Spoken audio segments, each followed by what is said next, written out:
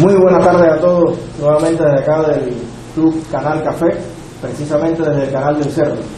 Hoy le traemos una presentación muy especial, le damos la bienvenida y las gracias además al profesor Wilfredo Ballín, abogado, que nos ha estado acompañando en varias de las actividades que hemos realizado, y hoy nos hará una exposición sobre el pensamiento de nuestro apóstol en el marco precisamente de las celebraciones por su nacimiento.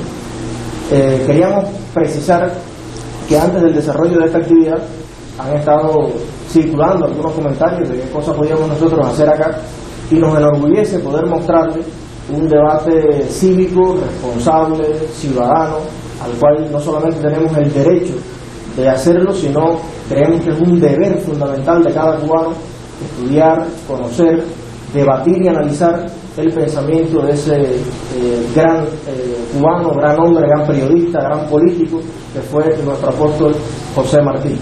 Así que sin más, le damos la palabra a Ballín y lo estaremos acompañando acá en este debate, que luego estará a disposición de ustedes en formato digital. Muchísimas gracias a todos por asistir y bueno, tiene la palabra. Bueno, primero que todo quiero darte las gracias porque me has invitado a participar en una cosa que para mí es tan sentida como la vida del más grande de todos los cubanos, y es un placer también tener la oportunidad de hablar ante ustedes, que son el futuro quizás de este país, quién sabe, y bueno, para mí es una gran satisfacción. Nos convoca aquí, como tú decías, la efemérides de un nacimiento más, un natalicio más del apóstol de la independencia de Cuba, y queremos hablar un poco sobre eso. Evidentemente nos estamos refiriendo a una persona evidentemente excepcional, y de lo que se trata es de poder mostrar un poco a los cubanos, sobre todo de las nuevas generaciones, quién fue este gran señor, quién fue este gran hombre. Yo voy a tener que hacer durante la exposición un poco de uso de la memoria para poder decir algunas cosas. Ustedes me van a disculpar cualquier errata, porque dice la gente que ya a mi edad la memoria puede empezar a fallar y puede empezar a tener problemas. Entonces ustedes me van a perdonar cualquier dislate que pudiéramos tener. De todas maneras, voy a empezar diciendo que en un libro que tengo en la casa, que estaba mirando precisamente por esta fecha y por este evento, hay una foto cuyo pie dice así: hombre excepcional, al morir de 42 años, José Martí dejó en marcha una de las más grandes guerras de independencia del mundo, una memoria inmortal y la unión de todos los cubanos para la obra de la independencia de su patria. Había nacido para crear, y como todo creador tuvo la intuición de los elementos que debía utilizar. En su caso, la lengua española y el pueblo cubano. Por eso logró magníficos ensayos, discursos, poemas, y reitero, la unión de todos los cubanos para la tarea inmensa que era la liberación de Cuba.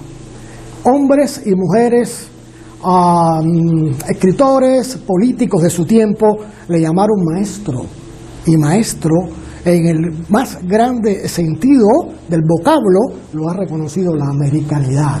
Esto es lo que dice este pie de foto. Pero fíjense lo que dice al principio: hombre extraordinario. ¿Y por qué este hombre fue extraordinario? Bueno, esta persona nace, como ustedes saben, en La Habana, un 28 de enero de 1853, en el seno de una familia pobre. El padre era sargento del ejército español. Hay que recordar que todavía en esa época España dominaba en Cuba. Cuba era una colonia, junto con otras islas y otros países del continente, como era Puerto Rico, por ejemplo, aunque ya la gran mayoría de los países de América habían logrado la libertad de la metrópoli española. Pero Cuba y Puerto Rico, Filipinas, por allá por Asia, o por aquellas latitudes, pues todavía estaban bajo el dominio de la corona española. Pero bueno, Martí nace aquí en La Habana, en una casita que todavía se mantiene por ahí en la calle Paula, y tiene como padre, ya le decía, a un sargento de artillería del ejército español que había venido a Cuba con las tropas de ocupación, con el ejército español que estaban en la isla de Cuba. La madre era una canaria, de Islas Canarias, Eleonor Pérez, y este matrimonio, bueno, pues cuando se casa van a vivir a esta casita donde van a nacer este muchacho, que es el primero de un grupo de cinco hermanas, si no recuerdo mal, que son los que siguen. O sea, él es el único varón de una gran descendencia. Bueno, aunque para aquella época 5 o 6 hijos no eran tantos, ¿verdad? Ahora sí quizás sean muchos, pero bueno, más o menos eso anda por ahí.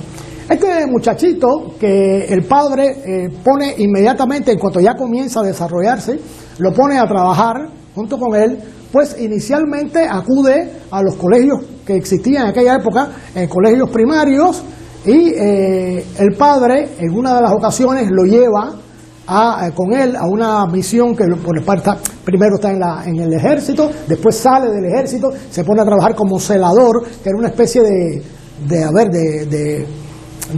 cuidador nocturno de los barrios por la noche. Y bueno, el padre tiene que moverse a distintos lugares y en ocasiones llevaba a su hijo.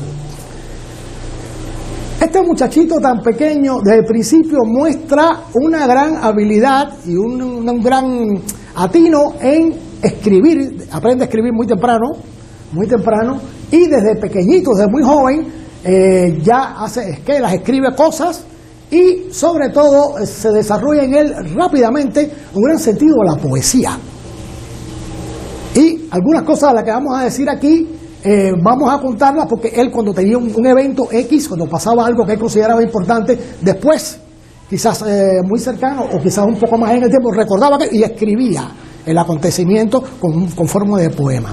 Pero bueno, en estas primeras veces que él va al campo con el padre, una de las primeras escritos que se recuerdan de él es una carta que le manda a la madre, donde le dice que en el lugar donde ellos están, en el Anábana, en lo que hoy se llamaba así en aquella época, hoy es Hawái Grande, esa zona por ahí, pues el padre está trabajando con un señor que le regala al pequeño José Julián, que es el nombre de pila que él tiene, le regala un gallo. Bien, en aquel momento, en aquella época, bueno, todavía hoy se hace, los gallos se peleaban. Y es un gallo de pelea y él le dice a la madre que lo está cuidando, lo está entrenando, porque quiere que sea un gallo de pelea muy bueno. Y también le han dado un caballo, un potro, que él le dice a la madre que lo está enseñando a caminar enjaezado y a dar pasos de no sé qué cosa. Y bueno, y está en eso del entrenamiento con... Pero aquí, en esta visita que él hace al interior con el padre, va a tener el primer acontecimiento, yo diría, verdaderamente traumático de su vida. Y es que él ve cuando ahorcan a un esclavo en una plantación. ¿Ven? ¿Y qué dirá él después de eso? Él dirá algo así como: el rayo surca sangriento el lóbrego nubarrón, echa el barco ciento a ciento los negros por el portón. El viento fiero quebraba los almácigos copudos, andaba la hilera, andaba de los esclavos desnudos. Rojo como en el desierto subió el sol al horizonte y alumbró a un esclavo muerto colgado de un ceibo del monte. Un niño lo vio, tembló de pasión por los que gimen y al lado del muerto juró lavar con su vida el crimen. O sea, ese es un evento que él participa, ese niño es él mismo que vio esto, y a partir de ahí él va a sentir una gran pena y una gran cólera por el abuso, por el atropello, por las cosas mal hechas, y comienza ya a mostrar desde tan pequeñito una solidaridad, una fraternidad humana, un sentir dolor por el pesar de otras personas, y evidentemente ese va a ser el derrotero de su vida. Yo no voy a hacer aquí detalle por detalle la vida de Martí, porque sería muy largo, pero sí voy a referir a algunos hitos de su vida que me parecen importantes. De todas formas, creo que la mayoría de la gente que está aquí conoce, por lo menos a grosso modo, la vida de este gran hombre. Pero Martí estudia en una escuela, en San Anacleto, en una escuela, y después en otra escuela primaria, y en una de estas escuelas va a conocer a una persona que es un profesor y director de la escuela, que va a ser un gran amigo de él, que se llamó Rafael María de Mendive, y que va a ser una especie de mentor de este muchacho, y lo va a guiar a través de su vida en una serie de situaciones que van a darse posteriormente. Ellos van a tener una grandísima amistad, al extremo que Martí llega a llamar a este como si fuera su padre verdaderamente, porque desgraciadamente el padre de Martí no era un señor de muchas luces y no entendía muchas cosas a veces a su hijo y tenían sus discrepancias y sus problemas. Sin embargo, Mendive siempre fue una persona que le tuvo gran amor hasta el extremo de pagarle a Martí, después de una conversación con el padre, la segunda enseñanza. Así que había que pagarle en aquel momento y Mendive es el que va a costear los estudios de segunda enseñanza de Martí.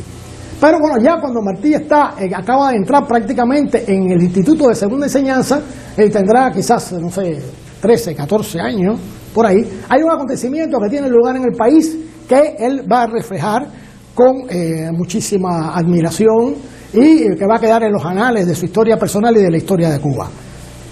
No es un sueño, es verdad. Grito de guerra lanza el pueblo cubano enfurecido. El pueblo que 3 siglos ha vivido cuanto de negro la opresión encierra.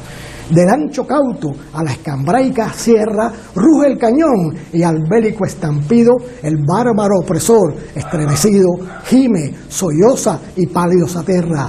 De su fuerza y heroica valentía tumba los campos son y su grandeza degrada y mancha horrible cobardía. Gracias a Dios que al fin con entereza rompe Cuba el dogal que la oprimía y altiva y libre yergue su cabeza. Acaba de ocurrir el levantamiento de Céspedes en la de Managua. Y así es como él lo ve, así como él lo refleja en su poesía estando en la escuela.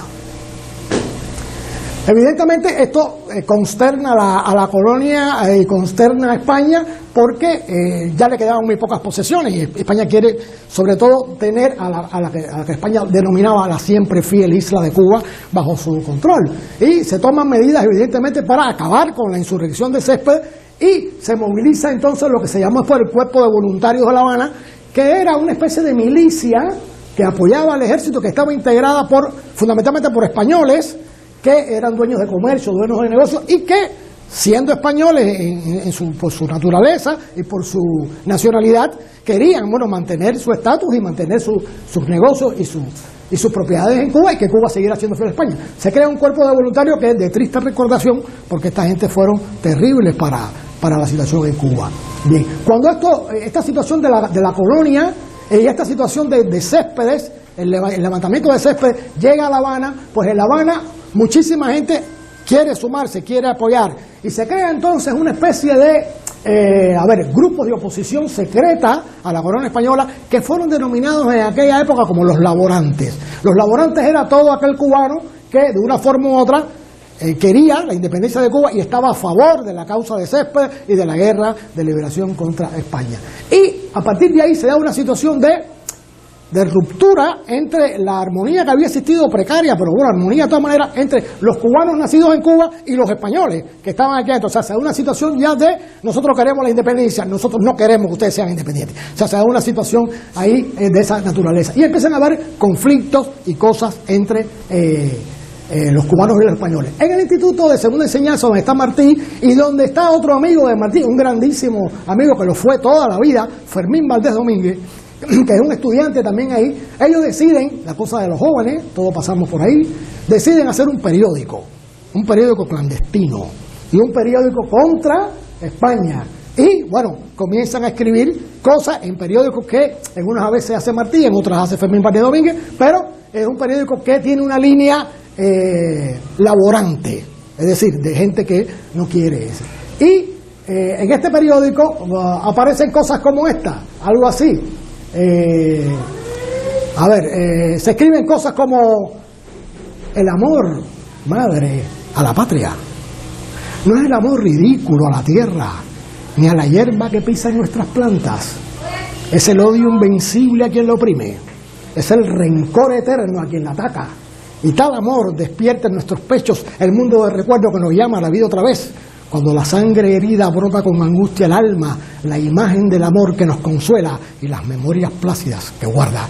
Esto es un poema largo, muy largo, que Martí escribe, que se llama Abdala, donde él plantea hipotéticamente una situación en un país de África que él llama Nubia, y donde hay una situación similar a la de Cuba, entonces él, salvando la distancia de los personajes, no podía hablar claramente, entonces se escuda en una situación por allá para plantear lo que él considera que es el amor a la patria, lo que debe ser la justicia, etcétera.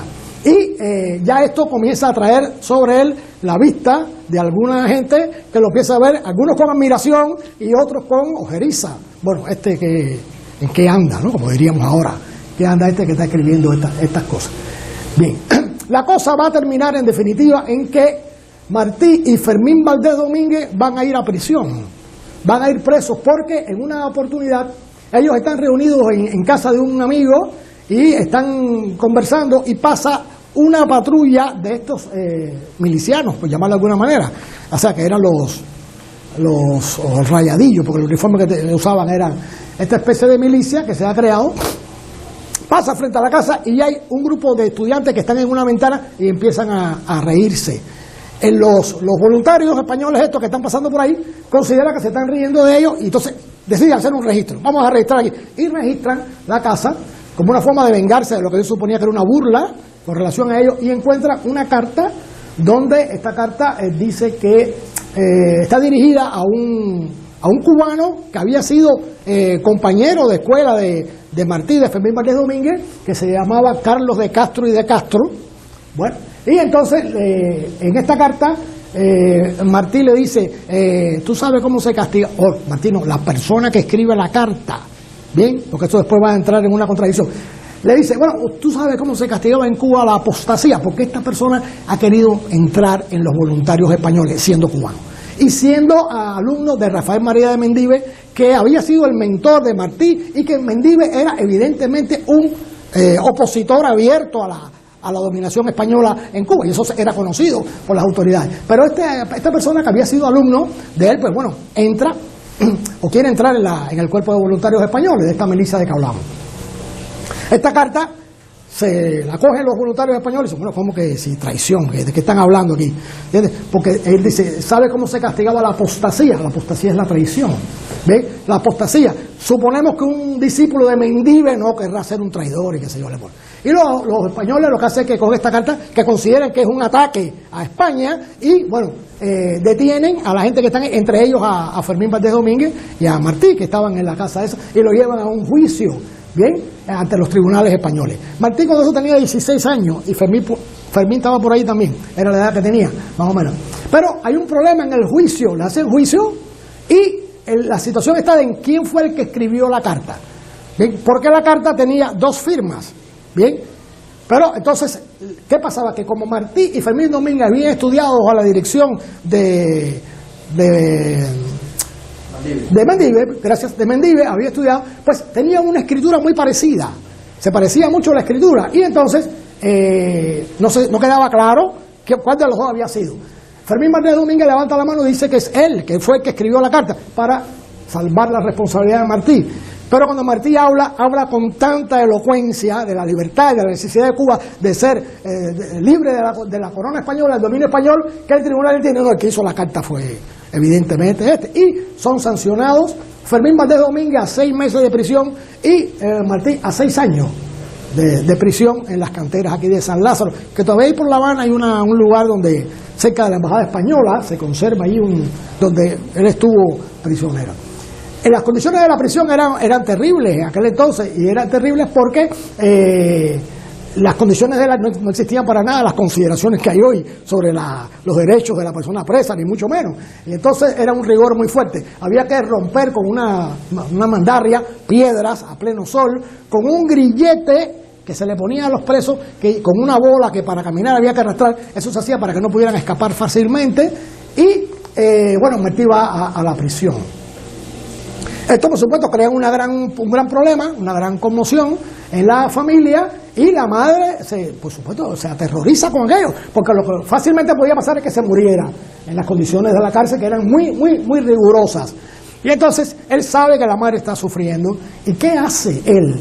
Él se tira una foto, así como está, o sea, con el grillete en la pierna, recostado en una especie de un muro o algo así, pelado al rape, con el número que tenía aquí, y le manda por atrás unas palabras a la madre. Mírame, madre, y por tu amor no llores. Que si esclavo de mi edad y mis doctrinas, tu mártir corazón lleno de espinas, piensa que nacen entre espinas flores. Entonces, bueno, en esa situación Martí se ve obligado a permanecer allí hasta que el padre de Martí, a la presión de la madre y de cómo ve a su hijo, en qué situación precaria está su hijo, decide hablar con una persona en Isla de Pino que tenía que ver con las canteras esas. Era medio que propietario de las canteras donde se rompían las piedras, y le pide por favor que al hijo, que era un adolescente. Martí verá cosas terribles en la prisión. Y verá cosas terribles porque después él va a hacer un escrito sobre lo que eran las cárceles cubanas, una vez que ya él no estaba ahí, donde él cuenta una serie de acontecimientos, de cosas que él vio a gente pasar seriamente terribles. Él presentará después esto ante el gobierno español más adelante en España. Sardá, que era el señor este que tenía potestad sobre estas canteras, habla con el gobierno español y se decide entonces conmutarle la pena de prisión por la de exilio. En aquella época el exilio era un castigo muy fuerte, no pasa como ahora, que a lo mejor mandan para el exilio y se pone muy contento de que lo manden para el exilio, pero en aquella época el exilio era una situación muy difícil, solamente el viaje en barco demoraba meses, hasta España, era una situación complicada. Pero bueno, él lo mandan primero para Isla de Pinos, donde tiene que estar un tiempo ahí, en casa de este señor de Sardá, y después entonces lo mandan para el exilio de España, donde él llega ya, algunas familias amigas de los conocidas, de Fermín Valdés Domínguez y de otras personas lo acogen, y ahí él tiene una de sus primeras recaídas fuertes con la enfermedad, porque Martí tenía varios problemas de salud. A él le sale en el pie una llaga grandísima ahí, él tenía un problema en un testículo también, él padecía una serie de enfermedades y de trastornos de salud, siempre fue una persona muy endeble físicamente hablando, y bueno, él se ve obligado a guardar cama. En esa situación, mientras todo esto pasa, en Cuba la guerra está tomando fuerza. O sea, la guerra ya no se circunscribe a Céspedes en Oriente, sino que ya se ha movido a Camagüey, ¿ven? Y se está hablando de una invasión al resto del país. Hay ya una guerra civil de gran envergadura, y en esa situación tan tensa y tan problemática tienen lugar los acontecimientos de los estudiantes de medicina. O sea, como ustedes saben, eso es una historia para todos los cubanos bastante conocida. Un grupo de estudiantes de medicina que están en el cementerio son acusados de rayar la tumba de un periodista español, Gonzalo Castañón. Son llevados a juicio y fusilados. O sea, eran 40 y tantos. Hacen una elección de entre esos 40 y tantos a sorteo, y sacan a 8. Que son los que van a fusilar. Entre esos 40 y tantos estaba preso también, habían tenido a Fermín Valdés Domínguez, que estaba todavía en Cuba. Él está en el conteo, pero no sale, no le toca en suerte ese problema, y se decide entonces fusilar a 8 personas. ¿Sí? Evidentemente, la situación de los españoles era muy brutal, o sea, porque después se demostró que había alguna gente que no tuvo nada que ver con eso, y después un propio hijo de González Castañón dice que la tumba no fue profanada por esta gente, pero bueno, ya lo habían fusilado, y estaban sucediendo desmanes de esa naturaleza. Ya un poco antes de eso había tenido el lugar lo que se llama los acontecimientos del Teatro Villanueva. En el Teatro Villanueva, aquí en La Habana, Martí todavía estaba aquí cuando eso ocurrió, que había una compañía de cómica que estaba trabajando en el Teatro Villanueva, y hacen una alusión en una actuación, y a alguien se le ocurre gritar ahí en el estrado, en donde están los artistas, ¡viva Carlos Manuel! Entonces la gente se para y empieza a aplaudir, qué sé yo, y muchísima gente que estaba ahí, que eran de procedencia española, ven eso como un levantamiento, una insubordinación. Y al otro día, que había un acto de esa naturaleza igual, ¿qué hacen? Los voluntarios españoles tienen rodeado, dejan que la gente entre al teatro, pero tienen aquello rodeado ahí por si acaso. Se da una situación semejante, y entonces los voluntarios arremeten contra el teatro, y hay una balacera ahí, donde resultan varias personas muertas, y bueno, corre la sangre con eso, ¿no? El enemigo brutal nos pone fuego a la casa. El sable la calle arrasa a la luna tropical. Pocos salieron ilesos del sable del español. La calle, al salir el sol, era un reguero de huesos. Pasa entre balas un coche. Entran llorando a una muerta, toca una mano a la puerta en lo negro de la noche. No hay bala que no taladre el portón, y la mujer que llama me ha dado el ser, me viene a buscar mi madre. O sea, todo parece indicar que él estuvo en ese acontecimiento que le estoy narrando ahora. A la boca de la muerte, los valientes habaneros se quitaron el sombrero ante la matrona fuerte. Y después que nos besamos como dos locos, me dijo: vamos pronto, vamos hijos, la niña está sola, vamos. ¿Sí? Como si la madre, bueno, evidentemente lo hubiera venido a buscar. Bien, estos acontecimientos son anteriores, ya él está en España, ya él está con la enfermedad, ya lo están atendiendo allá. Tiene lugar, como les decía, el fusilamiento de los estudiantes, y entonces Fermín Valdés Domínguez es expulsado de Cuba en ese grupo y va para España y se encuentra con Martí allá y le narra los acontecimientos, cómo habían ocurrido, qué había pasado.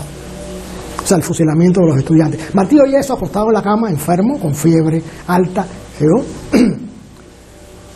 Cadáveres amados los que un día en sueños fuisteis de la patria mía. Arrojad sobre mi frente polvo de vuestros huesos carcomidos. Tocad mi corazón con vuestras manos. Gemid a mis oídos.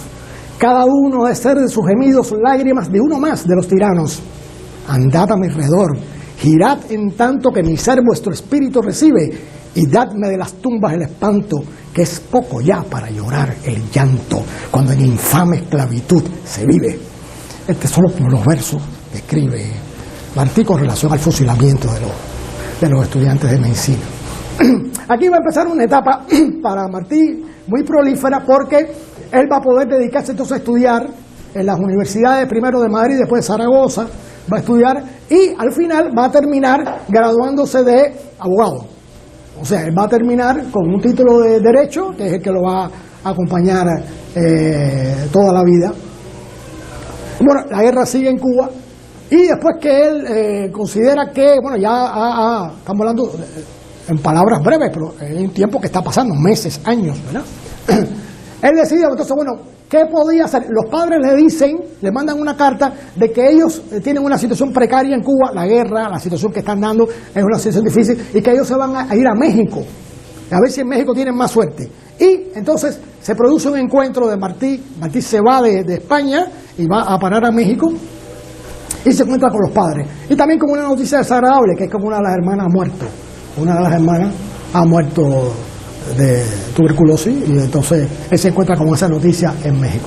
Pero ya Martí es una persona que tiene una erudición grande, ha estudiado mucho, es una persona que, según dicen la gente que lo conocieron, los historiadores, se pasaba la vida en las bibliotecas, aparte que, bueno, cultivaba el teatro y otras cosas, le gustaba ir, pero fundamentalmente su afición básica era leer y escribir. Y cuando llega a México ya es todo una persona que tiene dominio de estas cosas, y consigue rápidamente trabajo, empieza a escribir para periódicos, para revistas, para distintos lugares. Martí se mueve por América Latina, a veces cambiando de trabajo, buscando otro lugar, en fin, y va a parar a Guatemala. Y en Guatemala lo ponen a trabajar con un cubano que era director de una academia. Él se pone a trabajar y daba allí clases de latín, de alemán, de francés. Lo ponen de jefe de cátedra de las humanidades, de estas lenguas. Bueno, y Martí trabaja ahí.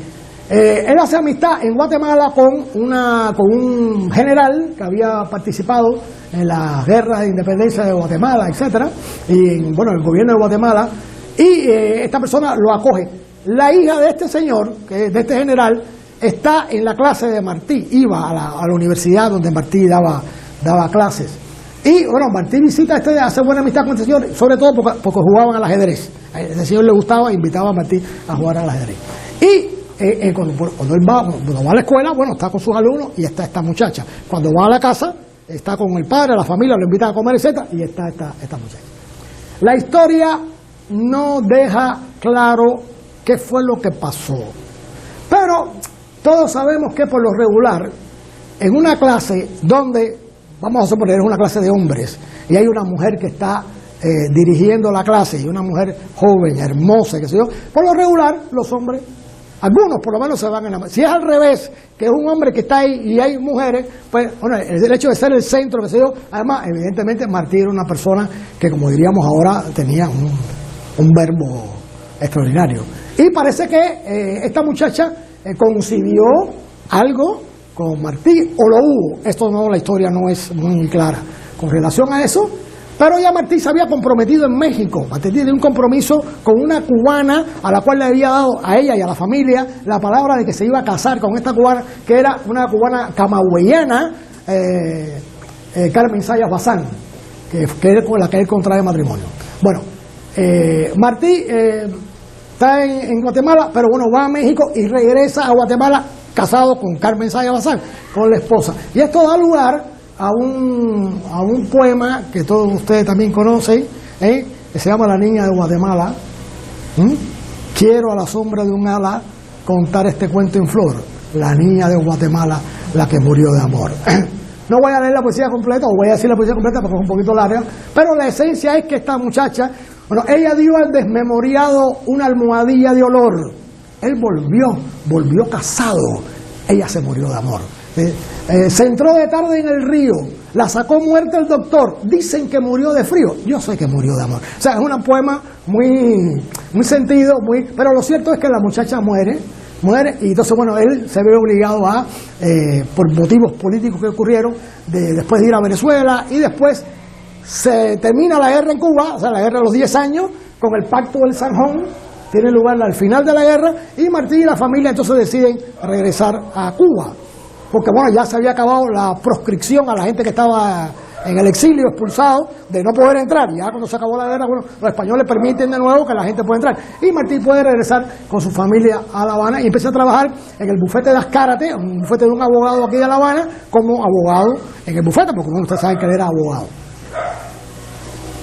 Aquí comienza a darse un problema en la vida personal de Martí, que es el siguiente. La esposa de Martí, que era hija de ganaderos camagüeyanos, o sea, era una persona que tenía un nivel de vida alto, no está de acuerdo con las ideas que tiene Martí de la revolución, con las ideas que tiene Martí de la independencia, con las ideas que tiene Martí de la guerra de liberación que él consideraba que había que hacer, y ellos comienzan a tener sus dificultades. Martí, desde que llega a La Habana, se mete en lo que se llamaba una especie de una junta que se había creado en Nueva York para propiciar lo que se llamó la Guerra Chiquita, porque muchos mambises de la Guerra de los 10 años, después que se produjo la rendición del ejército cubano, del ejército mambí, no estaban de acuerdo con eso y querían seguir la guerra. Y se crea una junta en Nueva York, presidida por uno de los grandes de la Guerra de Independencia de Cuba, Calixto García Íñiguez, y tiene ramificaciones en Cuba, y en las ramificaciones en La Habana, Martí estaba trabajando ahí con esta gente y con un cubano mulato que fue su gran amigo también del alma, que durante muchísimos años tuvieron una amistad muy estrecha, que es Juan Gualberto Gómez. Pero las autoridades españolas, no se sabe bien cómo, se enteran, de nuevo el barco que tú conoces, exilio de nuevo con Martí para España, o sea, lo sacan de Cuba, con la amargura y el dolor y el resentimiento de la esposa, que no estaba, no era propicia a ese tipo de cosas. Y Martí tiene que irse de nuevo para España. Ahí Martí considera que está muy lejos de los acontecimientos, España queda, y que él debe estar más cerca para acá, y entonces decide escaparse.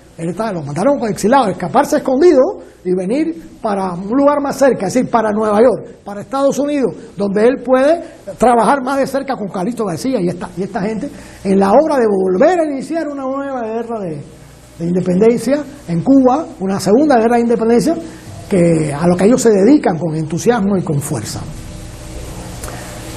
Para eso Martí tiene que coger un barco que le paga a Fermín Valdés Domínguez y que lo lleva primero a Francia, una escala en Francia, sí pasa por Inglaterra, después creo que pasa por Francia, y él conoce en ese periplo a uno de los grandes de las letras universales, de las letras españolas, universalmente hablando, que es a Víctor Hugo. Él conoce a Víctor Hugo y mantiene Martí hablaba muy bien el francés, hablaba muy bien, y bueno, y también después el inglés lo dominó perfectamente después en Estados Unidos. Y bueno, cuando Martí llega, se encuentra la situación de la junta esta, habla con Calixto García y rápidamente a él lo comisiona como el organizador de acopiar los recursos, las armas, la gente, de unir a la mayor cantidad de patriotas que pudiera para un segundo inicio de la guerra de independencia. Hablando a vuelo de pájaro, eso se organiza, viene Calixto García al frente de una expedición acá, Martí se queda organizando allá, pero ese intento de una nueva guerra de independencia se frustra rápidamente porque evidentemente los cubanos habían estado peleando 10 años. Entonces, inmediatamente después de organizar otra guerra, ya la gente estaba cansada, agotada, había muerto mucha gente, en fin. Y fracasa la intentona de Calixto García, que es hecho prisionero y también después deportado. En esa situación, bueno, Martí se ve obligado a hacer otras cosas, es decir, a escribir para revistas en América Latina, a escribir para revistas norteamericanas, a dar clases particulares, a traducir materiales para la vida, pero él siempre va a mantener una idea fija: la guerra necesaria. Es imprescindible liberar a Cuba de España, a como dé lugar. Y él va a estar durante muchísimo tiempo enfrascado a eso. Cuando aquí se habla ahora de la necesidad de que los cubanos seamos una sola cosa y que debemos estar unidos en uno solo, es cuando yo creo admirar realmente la obra de Martí, porque qué difícil es unir a los cubanos. Eso es una cosa prácticamente imposible, unir a los cubanos. Sin embargo, él lo hizo. Bien. Martí tenía claro que para una guerra de independencia nueva él necesitaba de factores que él no tenía, como era que él mismo no había participado en la guerra. Ahí no lo conocía nadie de la guerra de independencia, que no tenía recursos económicos, que él era prácticamente nuevo en los Estados Unidos, en fin. Y él se da cuenta que él necesita desesperadamente de la participación junto con él de dos hombres que eran imprescindibles para la guerra contra España: Antonio Maceo y Máximo Gómez. Él se da cuenta de eso y trata de contactar con esta gente y logra contactar y empieza a trabajar con ellos. Cuando Gómez y Maceo están intentando nuevamente, ya había pasado un poco más de tiempo después de la fallida intentona de García, y están trabajando para lograr reanimar de nuevo esa situación ya por el 1800 largo, ya estamos 80 y pico por allá. Están ellos tratando de reanudar esto. Pero hay discrepancias entre Gómez y Martí, también entre Martí y Maceo, y Martí decide retirarse del problema con una carta muy importante que ustedes deben recordar, porque se ha hablado mucho de esa carta, que es una carta donde él le dice a Gómez: general, un país no se gobierna como se manda un campamento militar. Y esa es la razón por la que él se retira, porque él consideraba que las formas que se estaban usando para manejar la cuestión civil de este proceso no eran las indicadas. Bien. Ya en el año 1890 aproximadamente, Martí no es un desconocido.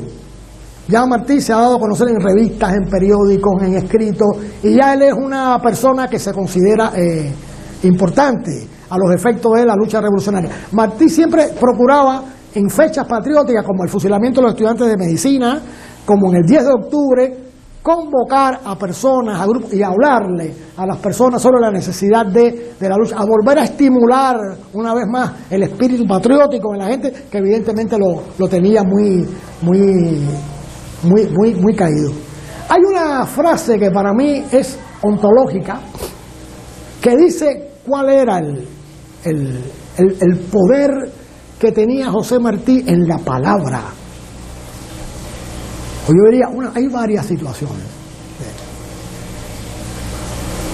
Mucho después de la guerra de independencia, o sea, ya en la República, en el 1930 y pico, voy a hacer una digresión para señalar esto.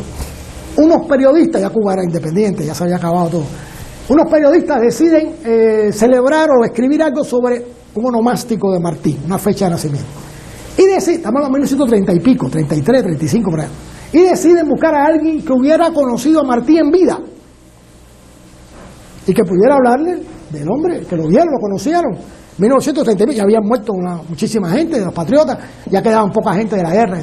Y logran encontrar a un negro que había sido esclavo, Mambí, y que es la persona que Máximo Gómez le pone en un momento determinado a Martí como escolta, porque yo no sé si ustedes saben que estando en Estados Unidos, Martí recibe a unos cubanos que hablan con él, empiezan a conversar, estos cubanos le brindan algo a Martí se lo toma y estaba envenenado. Eso estaba envenenado. Martí logra darse cuenta, bota eso, ¿sí?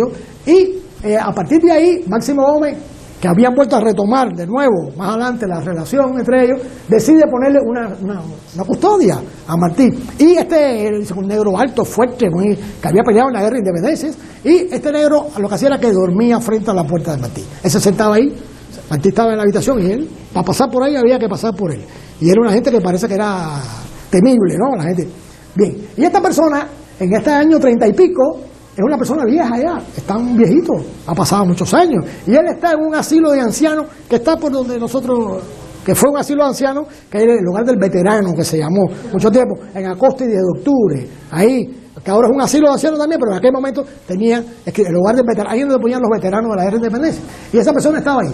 Estos periodistas lo localizan, lo logran hablar con él, y le dicen, oye, queremos hacerte una serie de preguntas, pero una de las preguntas es esta. Nosotros somos periodistas y hemos estudiado, tenemos que ser.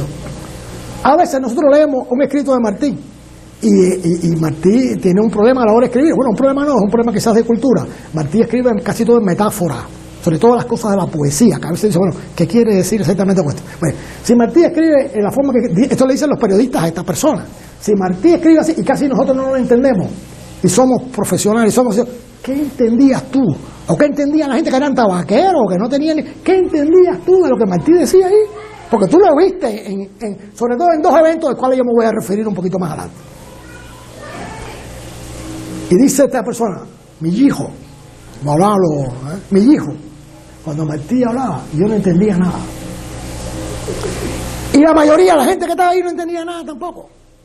¿Entiendes? Pero pasaba una cosa interesante, que cuando Martí hablaba y tú llevabas un rato mirándolo, te parecía que Martí no estaba ahí, que estaba Cuba.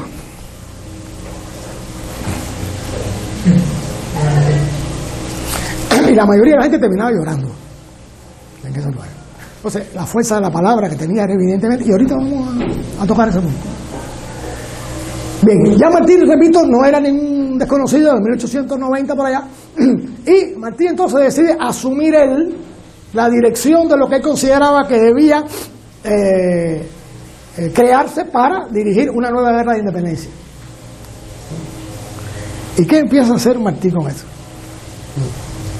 Los libros de historia dicen algo así como que infatigablemente,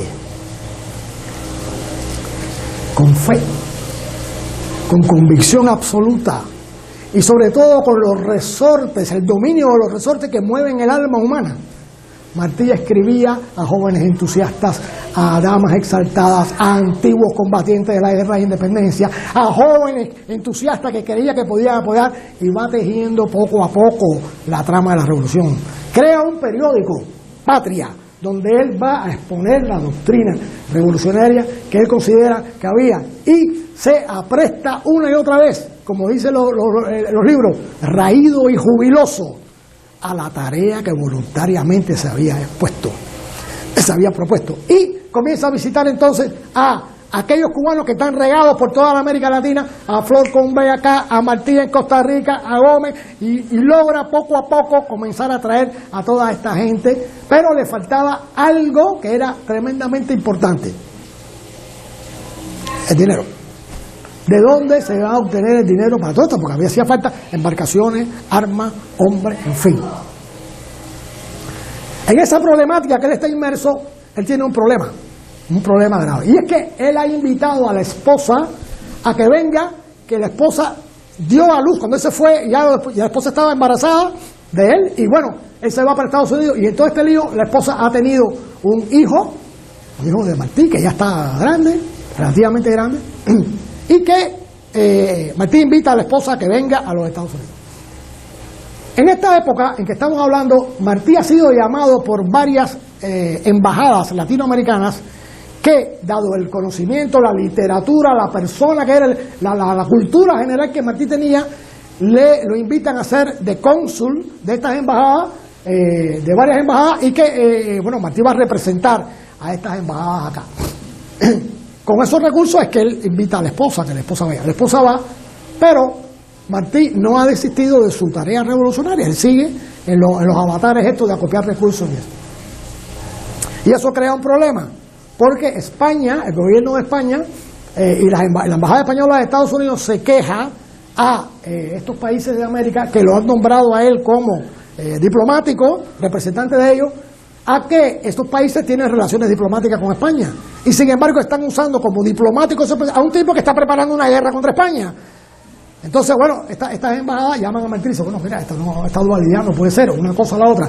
¿Y qué hace Martí? Renuncia a su puesto como diplomático y considera que su tarea debe seguir haciendo. Cuando la mujer llega allá, muy contenta de que Martí era diplomático, se encuentra con que Martí dejó eso. Y entonces ella, por supuesto, eso no apoya esa situación.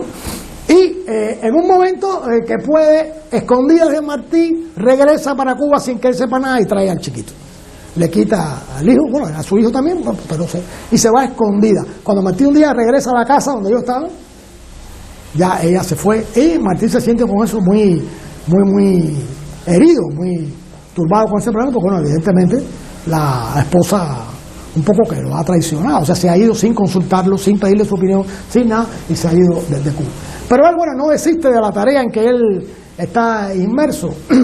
Y ya cuando él considera que tiene los recursos necesarios, entonces él decide por fin llamar con carácter definitivo ya a pedir la aprobación de que esta gente que él necesita, sobre todo Gómez y Maceo, van a participar en eso que él ha estado preparando. Y entonces, de nuevo, se pone de manifiesto el poder que tenía ese hombre y la palabra, ya fuera oral o escrita, cuando a pesar de todos los problemas que él había tenido con Máximo Gómez, que se habían separado, habían discutido, habían peleado, él le manda una carta que en uno de sus párrafos dice, increíble, yo ofrezco a usted, sin temor de negativa, esta nueva tarea. Hoy que no tengo otra remuneración que brindarle que el placer de su sacrificio y la ingratitud probable de los hombres.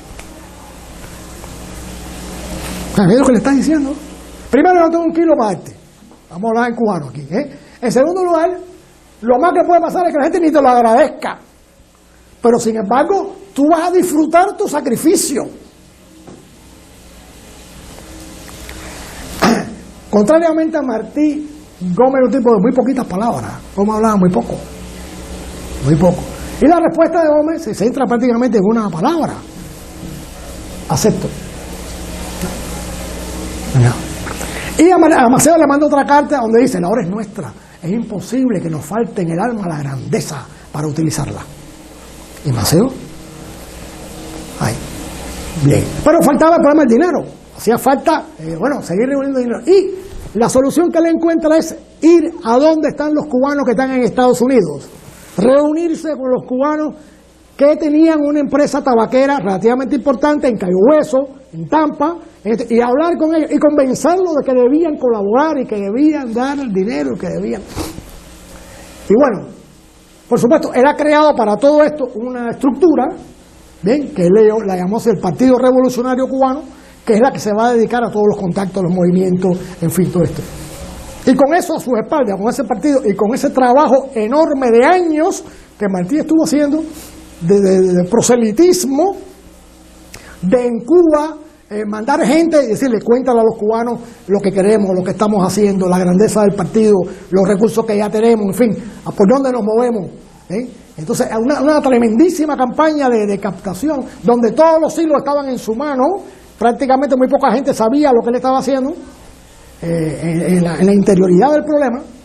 Martí decide ir entonces al sur de los Estados Unidos, a la Florida, y hablar con los tabaqueros ahí. Y convencerlos de que debían colaborar y sumarse a la... Que es aquí donde Martí va a hablar cosas que este señor de que yo les he hablado a ustedes, este negro esclavo, que después dijo, no, pero cuando él hablaba, era increíble, ¿no? ¿Qué fue una de las cosas que dijo Martí allí? Él tiene dos discursos medulares, los más famosos que él tiene. Uno, que nosotros hemos hablado mucho de eso, con todos y para el bien de todos. Y otro, los pinos nuevos. Son los dos grandes discursos que él, dichos allí con los tabaqueros en este lugar. Los discursos son muy bellos. En los discursos del aula, yo quiero que la ley primera de la República sea el culto de los cubanos a la dignidad plena del hombre. Pero en el discurso de con todos y para el bien de todos, él se está refiriendo a que ya es hora de pasar a la acción, que está bueno ya y ya al final, en el último párrafo, dice algo así como: basta de meras palabras, de las entrañas desgarradas levantemos un amor inextinguible por la patria, sin la que ningún hombre vive feliz, ni el bueno ni el malo. Ahí está, de allí nos llama, nos la violan, nos la corrompen a nuestros ojos, a la madre de nuestro corazón. Pues alcémonos de una vez, de una arremetida última a los corazones, alcémonos de manera que no corra peligro la libertad en el triunfo por el desorden, por la torpeza o por la impaciencia en prepararla.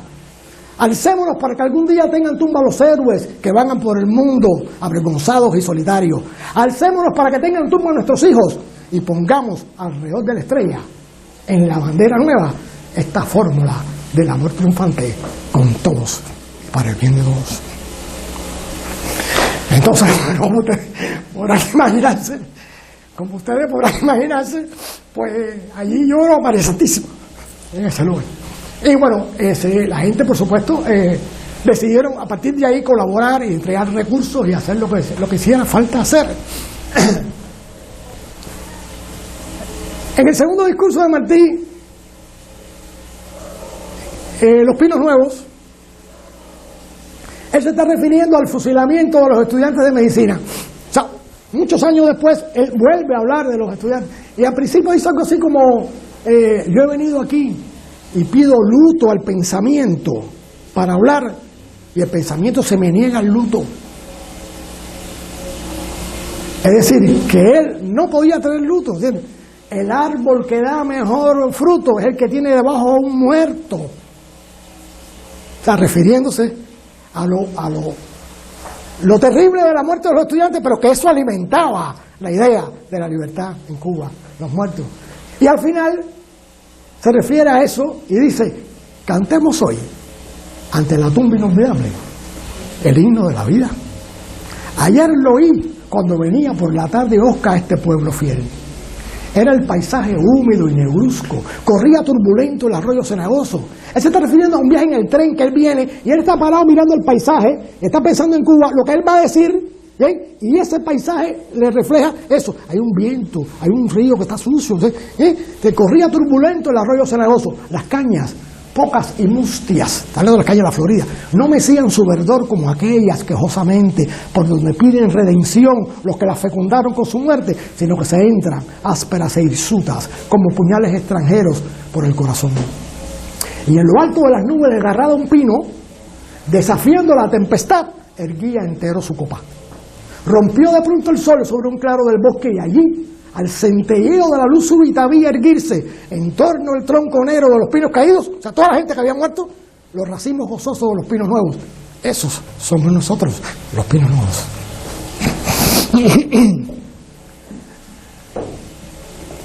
Bueno, lo que va a pasar después, eso es lo que ustedes conocen. Martí viene con las expediciones, se embarca por playitas. Pero hay otro evento que tiene lugar ahí cuando Bartolomé Mazó lo recibe y se reúnen Maceo, Gómez y Martí. Gómez le pide a Martí que le hable a la tropa que está reunida ahí, que ha traído Bartolomé Mazó como de 300 jinetes, que se han unido para la nueva guerra que Martí ha preparado. Y ahí están los tres grandes, Gómez, Maceo y Martí. Y Gómez dice, diga algo. La gente le decía a Martí presidente, ya ahí, presidente. Pero Martí, Gómez, como suponemos, como decía, el delegado del Partido Revolucionario. Bueno, hable algo ahí. Entonces, hay un escritor que después, muchos años después, que estaba ahí en esa caballería oyendo a Martí, dice: entonces yo comprendí por qué aquellos grandes, Gómez y Maceo, bajaban la cabeza y se postraban ante el verbo de este hombre. Porque lo que parecía era que no era Martí, sino que era Moisés que estaba hablándole a los judíos en el desierto. Era lo que parecía. Después, bueno, hay un incidente ahí desagradable, que es la caída de Martí, varios días después, en 2 ríos. Y bueno, después muere Maceo, más adelante, y solamente uno llega al final, que es Gómez. Y ya después de la ocupación americana, cuando la ocupación americana decide entregarle el gobierno a Cuba, al gobierno cubano, después del tiempo que tuvieron los americanos acá, como ustedes recordarán, hubo una invasión americana y la guerra hispano-cubano-americana, se decide entonces que ya van a entregar el gobierno, y lo que van a hacer como acto simbólico para eso es bajar la bandera americana del morro y subir la bandera cubana. Y al que le toca esa misión es a Gómez. Dice usted, Gómez había sido el generalísimo de los ejércitos cubanos. Gómez había sido herido en incontables ocasiones. Había perdido a su querido hijo Panchito Gómez junto a Maceo en el Cacahual, en la pelea aquella allá de Punta Brava. Y a Gómez es lo que el gobierno cubano ya constituido, con Estrada Palma de presidente, le dice, no, si alguien tiene que subir la bandera esta es usted. Y a mí lo que me maravilla de todo eso es la grandeza de esa gente. Baja la bandera americana, amarra la cubana y Gómez empieza a subir la bandera. Estaban el cuerpo diplomático, tropas militares, representantes del Ejército Libertador, todo el mundo esperando que Gómez suba la bandera, la amarra, se para, mira a todo el mundo. ¿Qué pensaría Gómez en ese momento? Una persona que había estado en la guerra de independencia primera, ¿entiendes? Había participado de cierta manera en la guerra chiquita y en la guerra del 95 y siempre fue el generalísimo, sin ser cubano siquiera. Todos los cubanos lo acataron. Ese es una persona grande, la gente grande. ¿Por qué digo Gómez ahí? Antes, bueno, ya se había quedado Cuba libre, ya. Gómez subió la bandera, le da a todo el mundo. Y dijo, lo hicimos. Y da la espalda y se va. Lo hicimos. No hace falta más, lo hicimos. Ya, eso es suficiente. Entonces,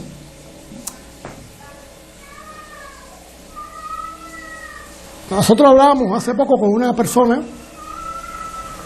y le dijimos esto, y creo que lo repetiremos siempre. Ese es el más grande de todos los cubanos. Muchas gracias.